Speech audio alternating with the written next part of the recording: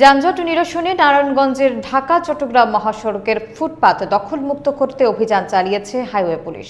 শনিবার বিকেলে ঢাকা চট্টগ্রাম মহাসড়কের চিটাগাং রোড এলাকায় শিমরাইল হাইওয়ে পুলিশ ক্যাম্প এলাকায় এ অভিযান পরিচালিত হয়। বিস্তারিত থাকছে মনিরুল ইসলাম মনিরের প্রতিবেদনে।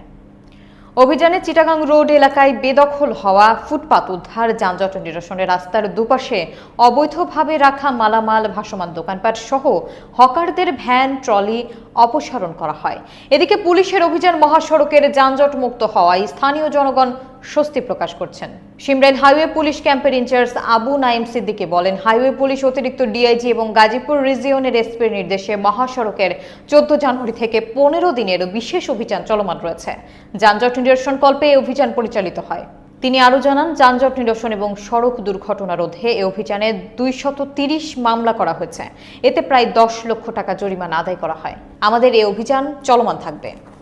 অতিরিক্ত আইজিপি মহোদয়ের নির্দেশনায় মাননীয় পুলিশ সুপার গাজীপুর রিজিয়ন কর্তৃক প্রণীত 15 দিনের স্পেশাল প্রোগ্রাম অবৈধ হকার উচ্ছেদ, বিভিন্ন অযান্ত্রিক যানবাহন, তার উল্টো পথে চলাচলকৃত যানবাহন, ফিটনেস এবং রোড পারমিটবিহীন গাড়ির বিরুদ্ধে অভিযান পরিচালনার জন্য আমাদের এই চলমান প্রক্রিয়া।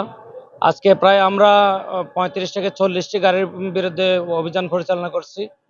15 দিনের বিশেষ প্রোগ্রাম, এই 15 দিনের অগ্রগতিকে লক্ষ্য করে আমাদের এই কার্যক্রম আরো এক্সটেনশন হতে পারে। চলমান প্রক্রিয়া এটা অব্যাহত থাকবে।